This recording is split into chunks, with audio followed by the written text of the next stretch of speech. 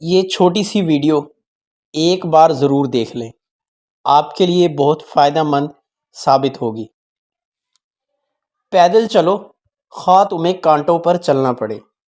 قدیم کہاوت ہے کہ صحت مند رہنا ہے تو پیر گرم اور سر ٹھنڈا رکھو۔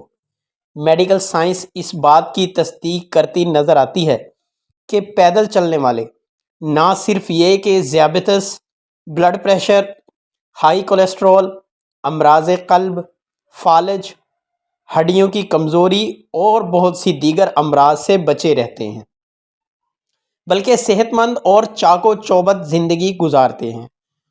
موجودہ دور میں تیز رفتار زندگی نے انسان کو مفلوج کر دیا ہے۔ اب لوگوں کا پیدل چلنا بہت کم ہو گیا ہے۔ پروفیشنل زندگی ایسی ہو گئی ہے کہ اکثر لوگ سارا دن بیٹھے رہتے ہیں۔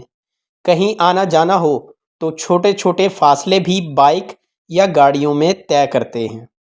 اس طرز زندگی کے بھیانک نتائج کسی بیماری، خاص طور پر بڑھاپے میں نکلتے ہیں۔ آج کل ایسے بوڑھوں کی تعداد میں مسلسل اضافہ ہو رہا ہے جو 60 سال کی عمر کے بعد اپنی باقی زندگی وہیل چیئر پر گزارتے ہیں اور آخر دم تک دوسروں کے سہارے رہتے ہیں۔ ایسا کیوں ہے؟ اس کی وجہ یہ ہے کہ انسانی جسم میں 50% مسلز اور ہڈیاں ٹانگوں میں ہوتی ہیں۔ اسی طرح 50% اعصاب اور 50% خون کی نالیاں بھی ٹانگوں میں ہی ہوتی ہیں۔ ہماری ٹانگیں گردش خون کا سب سے بڑا نیٹ ورک ہیں۔ ہماری پنڈلیاں ہمارا دوسرا دل ہے۔ دل صاف خون کو جسم میں پمپ کرتا ہے تو ہماری پنڈلیاں نچلے دھڑ سے ناصاف خون کو واپس دل کی طرف پمپ کرتی ہیں۔ اس طرح جب ہم چلتے ہیں تو ہمارے جسم میں گردش خون مکمل اور تیز تر رہتا ہے اور جسم کے ایک ایک خلیے کو بذریعہ خون غذائیت اور آکسیجن ملتی رہتی ہے اور ہمارا جسم تندرست و توانا رہتا ہے۔ جب ہم اپنی ٹانگوں کو حرکت نہیں دیتے تو ہم اپنے جسم کے خون کو سست کر دیتے ہیں۔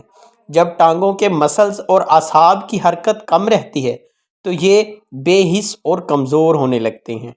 ٹانگوں کے مسلز کمزور ہو کر سکڑنے لگتے ہیں۔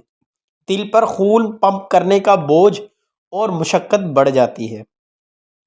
اگر ہم کسی وجہ سے صرف 2 ہفتے تک اپنی ٹانگوں پہ جسم کا بوجھ نہ ڈالیں، انہیں حرکت نہ دیں تو ہماری ٹانگوں کے مسلز اور اعصاب کی کارکردگی 5% کم ہو جاتی ہے۔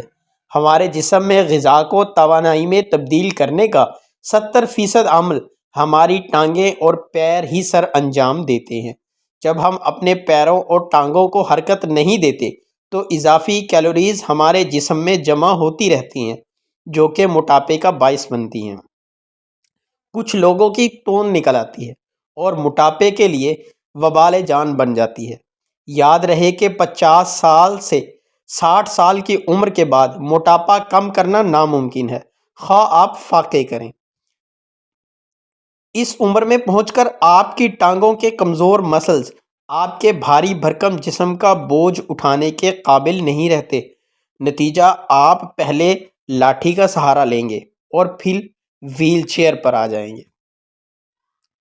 بڑھاپے میں معذوری اور محتاجی سے بچنا ہے تو پیدل چلیں، خواہ آپ کو کانٹوں پر ہی چلنا پڑے۔ یہ چھوٹی سی ویڈیو تھی۔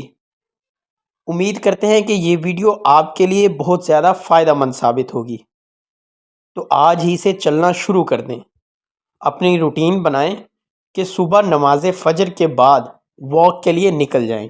کم سے کم 15-20 منٹ ہی واک کر لیں۔ اگر آپ اس چیز کو اپنائیں گے تو یقیناً آپ ایک صحت مند زندگی گزار سکیں گے۔